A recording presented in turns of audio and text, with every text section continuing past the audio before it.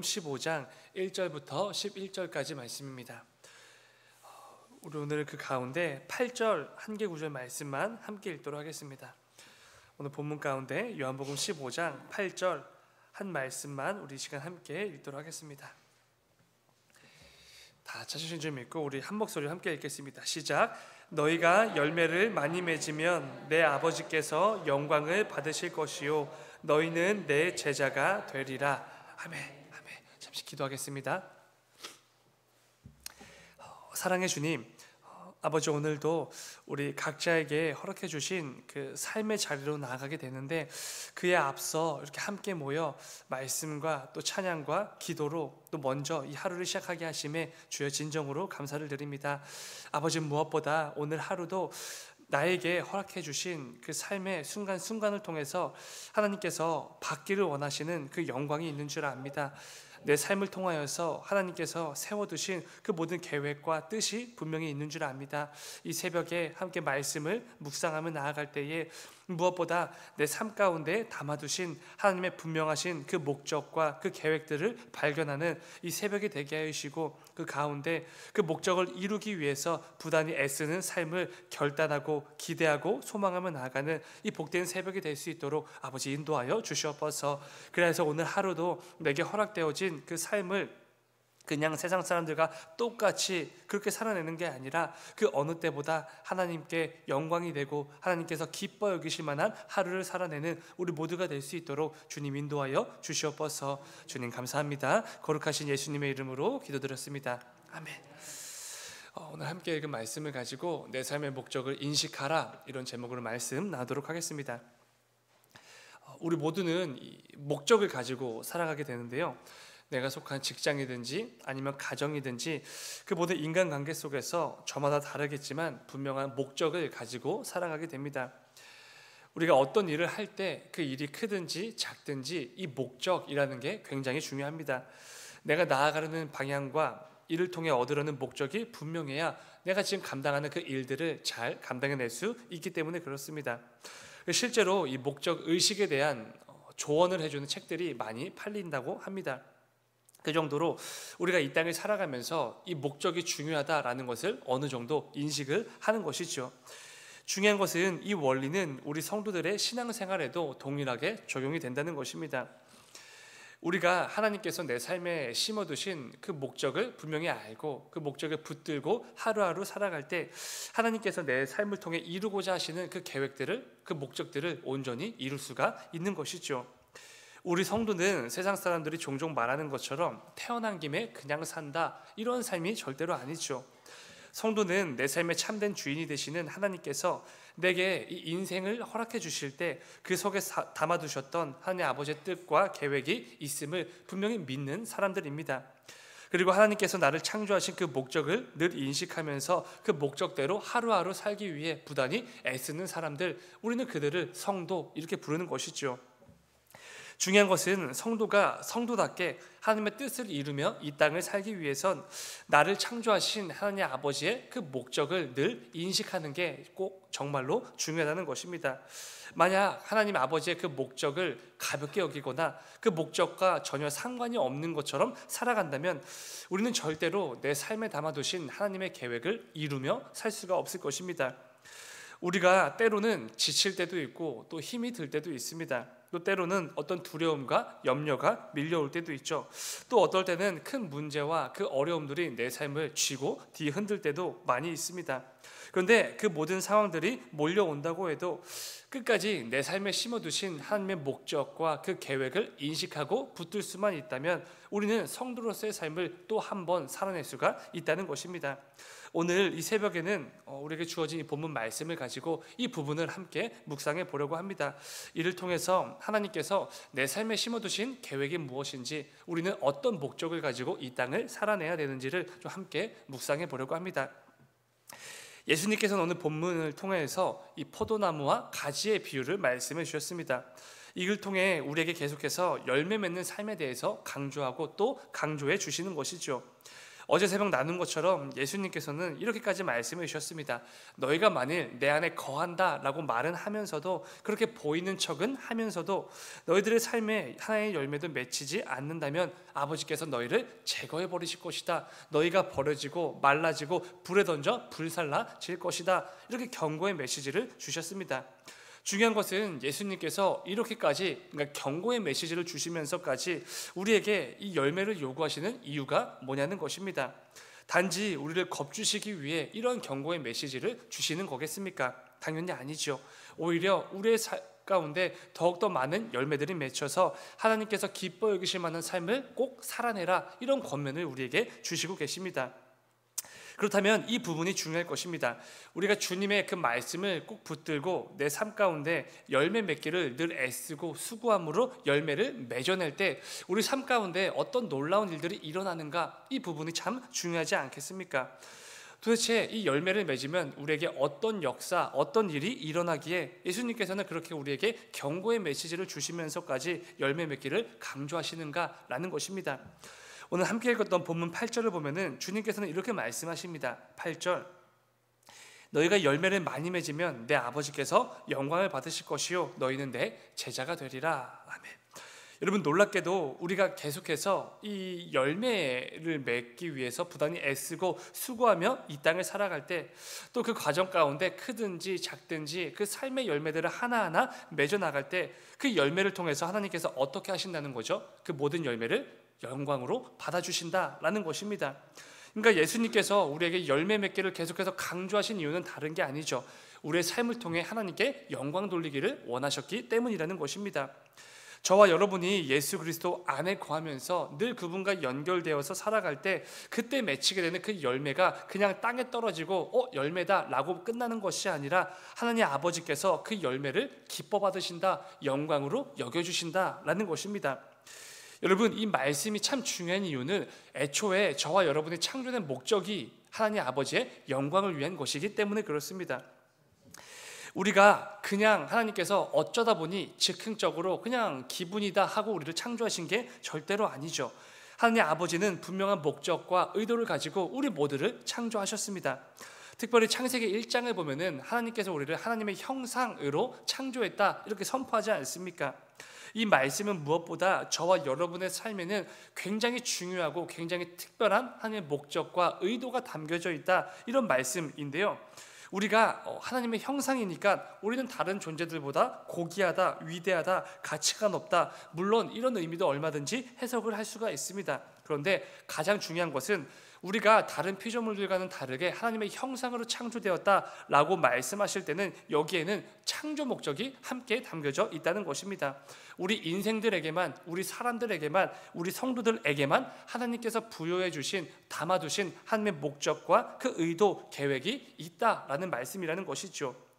여러분, 우리의 삶에는 하나님의 분명한 창조 목적이 담겨져 있는 것입니다. 어쩌다 보니 우연히 태어나고 창조되고 그런 게 절대로 아니죠. 그렇다면 이 창조 목적이 무엇인지를 분명히 아는 게 중요하지 않겠습니까? 굉장히 유명한 말씀인데 우리 함께 읽겠습니다. 이사야서 43장 21절의 말씀입니다. 시작. 이 백성은 내가 나를 찬송하게 하려 함이니라. 아멘. 여러분, 이 말씀에 의하면 우리는 누구를 위해 창조된 것이죠? 하나님을 위해 창조된 것입니다. 그리고 우리가 이 땅에 지음받은 창조된 목적이 무엇이죠? 하나님을 찬송하기 위함. 여러분, 우리에게 주어진 이 인생은요, 애초에 우리를 위해 주어진 게 아닙니다. 나를 창조하신 하나님 아버지를 위해, 그분을 위해 살라고 주어진 것이지요. 무엇보다 우리는 내가 원하는 것들을 이루기 위해, 그것들을 열심히 붙들고 살기 위해 창조된 존재가 절대로 아니죠. 하나님께 찬송하기 위해, 하나님을 높이고 하나님을 예배하고 하나님을 경외하고 그분께 영광을 돌리기 위해 창조된 존재, 그게 바로 하나님의 형상으로 창조된 저와 여러분들이라는 것입니다. 하나님께서는 우리를 창조하실 때 우리에게 이 인생, 내게 주어진 그 모든 것들을 허락해 주실 때 이 모든 목적들을 담아서 주셨다라는 것입니다. 우리가 자주 공부했었던 웨스트민스터 신앙고백서 첫 번째를 보면은 이렇게 기록되어져 있죠. 우리 인생에, 그러니까 우리 사람들의 제일된 목적, 최우선순위에 있는 삶의 목적이 무엇입니까? 그게 무엇이죠? 하나님을 영화롭게 하는 것, 영원토록 그분을 즐거워하는 거, 이게 바로 우리 삶의 제일된 목적이라는 것입니다. 다시 오늘 본문으로 돌아와서 8절을 다시 한번 읽으면 이렇습니다. 너희가 열매를 많이 맺으면 내 아버지께서 영광을 받으실 것이요. 여러분, 예수님께서 우리에게 계속해서 열매 맺기를 강조하신 이유가 무엇이죠? 그게 바로 우리를 창조하신 하나님의 목적이기 때문에 그렇습니다. 예수님께서 자신의 어떤 이득이나 자신의 만족과 유익을 위해서 얘들아 너네 열매 맺어야 된다 이렇게 강조하신 게 절대로 아니죠. 애초에 저와 여러분이 창조된 목적, 우리에게 이 인생이 허락된 그 이유가 여기에 있기 때문에 그렇습니다. 내가 이 땅에서 아무리 많은 것들을 이루어내고 사람들로부터 칭찬과 인정을 받는다고 해서 그것이 내 삶의 진짜 목적을 이루었다 이렇게 말할 수는 없는 것입니다. 왜냐하면 우리는 하나님의 영광을 위해서, 하나님을 위해서 창조된 존재들이기 때문이죠. 우리가 오직 예수 그리스도를 영접한 후에 내 삶 속에 맺혀지는 그 크고 작은 열매들이 하나하나 내 삶에 쌓여 나갈 때 그 열매가 바로 하나님께 영광이라는 내 삶의 진짜 목적을 이루며 살아가는 삶이 된다는 것입니다. 여러분, 우리는 이 땅에서 참 많은 것들을 이루며 살아가게 됩니다. 또 많은 것들을 내 삶의 목적으로 삼고 그것들을 이루며 살아가게 되지요. 그런데 그때마다 우리가 반드시 기억해야 될 부분은요, 나를 창조하신 하나님께서 내 인생에 세워두신 진짜 참된 목적이 있다는 것입니다. 세상 사람들은 내 만족과 유익과 어떤 성공과 이런 것들을 내 삶의 진짜 목적이라고 붙들고 살아가겠지만 우리 성도는 다르다는 것입니다. 하나님께서 세워두신 참된 목적이 있는 것이죠. 우리같이 부족한 자들의 삶을 통해서 하나님께서 기뻐 여기실 그 열매가 맺히고 그 열매를 통해서 하나님께 영광을 돌리며 살아가는 것, 하나님의 살아계심을 이 땅에 마음껏 드러내며 살아가는 것, 이 목적이 우리 삶에 있다는 것을 절대로 놓치면 안 된다는 것이죠. 이 세상에서 아무리 성공을 이룬다고 해도, 내가 원하는 것들을 쟁취했다고 해도 내 삶의 참된 주인 되시는 그 하나님께서 내 삶에 세워두신 그 목적과 그 의도와 계획에는 정작 별로 관심이 없다면 그 삶은 하나님께서 안타까워하시는 삶이 될 수밖에 없습니다. 그리고 예수님께서 경고하셨던 버려지고 메말라지고 불에 던져 불살라지는 그런 인생과 전혀 다를 바가 없다라는 것입니다. 제가 전에 제 사모랑 같이 그 도자기 굽는 체험을 한 적이 있는데요. 이 도자기를 구워보신 그 경험이 있는 분들은 아시겠지만 그 조그만 그 컵을 이렇게 진흙으로 빚는 것도 정말 오래 걸리거든요. 그래서 그때 한 90분 정도를 주어지고 그 컵을 이렇게 빚으라고 해서 빚었던 기억이 있는데 정말 힘들었습니다. 정말 이 1시간 반 동안 초집중을 해서 이렇게 구웠는데 물론 예쁘진 않았습니다. 되게 엉망으로 만들었던 기억이 있는데, 근데 제가 이 컵을 만들면서 그렇게 힘들어도 참았던 이유는 다른 게 아니죠. 제가 직접 만들고 직접 디자인한 그 컵으로 이렇게 물도 마시고 아니면 집에서 커피도 마시고 이런 상상을 하면서 이렇게 참고 열심히 만들었던 것 같은데요. 이것은 다른 게 아니라 제가 이 컵을 빚는 동안 모양도 잡고 디자인도 하고 이렇게 할 때 이 컵을 어디에 사용할지 그 목적을 제가 세워두는 거잖아요. 물컵이라든지 커피를 마시는 목적이라든지. 근데 만약에 제가 정말 그렇게 힘들게 피곤하게 만든 이 컵을 누군가가 다른 목적으로 사용하면 어떨까요? 예를 들면 요즘에 결혼을 해서 그런지 음식물 쓰레기를 제가 자주 버리러 다니는데 그 음식물을 버리러 갈 때 그 음식물을 담는 용도로 이 컵을 사용한다든지, 아니면은 흙을 퍼담거나 아니면 더러운 물을 이렇게 가져올 때 사용을 한다든지, 만약 그런 용도로 제가 그렇게 힘들게 만든 컵을 사용하면 제 마음이 어떨까요? 기분이 안 좋겠죠. 제가 정말 열심히 만들었거든요. 이 컵을 만들 때 세운 분명한 목적과 의도도 있었고, 근데 이 모든 것을 무시한 채 자기들 마음대로 그 컵을 여기저기서 사용한다면 컵을 만든 제가 기분이 나쁘겠죠. 야, 고작 그런 데 사용하라고 내가 그렇게 열심히 만든, 이렇게 집중해서 만든 컵이 아닌데 어떻게 저렇게밖에 사용을 못하지? 라고 안타까워하겠죠. 근데 중요한 것은 우리의 삶을 바라보시는 하나님 아버지의 마음도 똑같다는 것입니다. 하나님을 위해서, 하나님의 영광을 위해 창조된 저와 여러분들이 내게 주어진 삶을 엉뚱한 곳에서만 사용을 하고 있다면 누구보다 하나님 아버지의 마음이 불편하시겠죠. 안타까워 하신다는 것입니다. 어쩌면 우리는 내게 주어진 삶을 내 마음대로 사용하고 있을지도 모르겠습니다. 하나님께서 내 삶을 창조하실 때 세워두신 그 분명한 목적과 의도가 있는데 그것과는 전혀 상관없이 그렇게 열심히 살고 있을지도 모르죠. 여러분, 내 삶을 통해 세우셨던 하나님의 계획과 그 목적과 의도하심 전혀 개의치 않고 전혀 관심도 없고 혹시 알게 되더라도 그렇게 무시한 채 살아가고 있다면 무엇보다 하나님께서 정말로 안타까워 하지 않으시겠습니까? 그렇게 우리는 내 삶에 담겨진 하나님의 창조 목적을 늘 인식하는 게 정말로 중요합니다.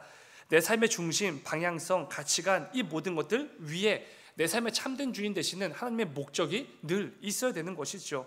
그래야 하나님께서 원하시는 삶을 우리가 살 수가 있다는 것입니다. 그래야 우리가 내게 주어진 삶을 제대로 비로소 살게 되는 것이죠. 무엇보다 이 목적을 분명하게 인식하는 사람들은 그 삶이 달라질 수밖에 없지 않겠습니까? 그냥 내 만족과 유익이 내 삶의 참된 목적이라고 여기며 사는 삶에서 이제는 하나님께서 하나님의 영광을 위해서 하나님께 기쁨이 되기 위해서 살라라는 이 목적을 붙드는 사람들은 그 삶의 모습 가운데 변화가 있을 수밖에 없다라는 것입니다. 어떻게 달라질까요? 제가 말씀을 하나 가져왔는데요. 고린도전서 10장을 보면은 하나님께서 우리에게 어떤 삶을 살라고 늘 가르쳐 주시거든요. 그 가운데 23절을 보면은 이런 말씀이 있습니다. 23절, 모든 것이 가하나 모든 것이 유익한 것은 아니요 모든 것이 가하나 모든 것이 덕을 세우는 것은 아니니. 이 말씀이 중요한 이유는 우리에게는 자유의지가 주어져 있기 때문에 그렇습니다. 하나님께서 우리를 이렇게 프로그래밍 시스템화 되어져 있는 어떤 로봇으로 창조하신 게 아니라 자유의지와 인격을 주시고 인간으로 창조하셨기 때문에 이 말씀이 정말 중요한데요. 우리에게는 모든 것을 내 마음대로 할 수 있는 자유가 있습니다. 내가 원하는 거, 내 만족과 유익을 위해서 내가 얼마든지 살 수 있도록 자유의지가 주어져 있죠. 근데 놀랍게도 예수 그리스도를 영접하고 예수님과 연결된 이 성도들은 조금 다르게 생각합니다. 내게 모든 것들이 가능한 자유가 있지만 그 모든 것들이 하나님 앞에서 유익하지 않구나, 이걸 하고 이걸 안 해야겠다라는 그 마음, 그 묵상이 우리에게는 주어지게 된다는 것입니다. 하나님께서 내 삶에 심어두신 하나님의 영광이라는 그 참된 목적을 가지고 인식하고 살아가는 사람들은 이 말씀을 붙들고 살 수밖에 없죠. 내게 모든 것을 할 수 있는 자유가 있지만 그 모든 것이 하나님 앞에서 영광이 되진 않기에 나와 내 주변과 하나님께 영광이 되는 삶을 살기 위해 애를 쓰기 시작한다는 것입니다. 그 가운데 내 말과 행동과 순간순간 내려지는 모든 선택과 판단들이 내 중심에서 하나님의 중심으로 변화되기 시작하는 것이죠. 이어지는 31절을 보면 사도 바울은 또 이렇게도 말합니다. 31절입니다. 그런즉 너희가 먹든지 마시든지 무엇을 하든지 다 하나님의 영광을 위하여 하라. 아멘. 사랑하는 여러분, 하나님께서는 우리에게 이 인생을 주셨습니다. 그리고 내게 주어진 그 모든 것들을 통해서 내 마음대로 할 수 있는 자유, 의지도 주셨죠. 뭘 먹든지 뭘 마시든지 뭘 하든지 아무 상관이 없다라고 말씀하시면서 자유를 우리에게 주신 것이죠. 그런데 중요한 것은 꼭 기억하셔야 되는데요. 내게 자유를 주신 하나님께서 뭘 함께 주신 거죠? 목적도 함께 주신 거죠. 그 자유를 주신 목적이 뭔지 그 목적도 자유와 함께 주셨다는 것입니다. 그게 무엇이죠? 하나님의 영광을 위하여 하라. 하나님께서는 우리가 뭘 먹든지 전혀 상관하지 않으십니다. 뭘 마시든지 심지어 뭘 하든지 아무런 신경도 쓰지 않으시죠. 단 하나님의 영광이라는 목적을 붙들고 먹고 마시고 무엇이든지 하라라고 말씀해 주신다는 것입니다. 부디 오늘 말씀을 기억하시면서 저와 여러분의 삶이 그저 나를 위해 살고 내 만족과 유익을 위해서만 살아가는 세상 사람들과 조금도 다르지 않는 그런 삶이 되지 않기를 원합니다. 하나님께 영광이라는 내 삶의 참된 목적을 늘 인식하고 붙들면서 저와 여러분의 삶이 뭘 먹든지 뭘 마시든지 뭘 하든지 언제나 내 삶의 참된 주인 되시는 하나님께 기쁨이 되고 하나님께서 영광으로 받아주시는 복된 삶을 꼭 살아내시는 우리 모두가 되기를 주님의 이름으로 축원을 드립니다. 잠시 기도하겠습니다. 사랑의 주님, 아버지, 우리가 이 땅을 살아가다 보면은 순간순간 나를 위해서만 살고 싶어하고 내 만족과 내 유익을 위해서 이 세상의 가치관을 붙들고 살고 싶어할 때가 얼마나 많은지 모릅니다. 아버지, 그때마다 우리를 긍휼히 여기시고 우리에게 은혜를 더하시고 오늘 말씀을 붙들게 하셔서 애초에 하나님께서 내게 주어진 이 모든 것들을 허락해 주신 이유, 내 인생을 창조하신 이유가 그 목적이 어디에 있는지를 늘 기억하게 하여 주시옵소서. 내 삶의 참된 목적이 어디에 있는지를 인식하면서 이 땅을 살아가는 그 삶을 통하여서 늘 하나님의 영광을 위하여서 먹고 마시고 모든 것들을 행하며 살아가는 우리 모두가 될 수 있도록 주님 인도하여 주시옵소서.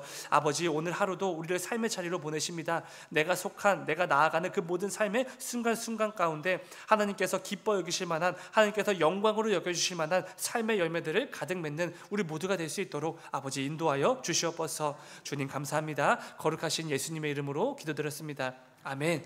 너희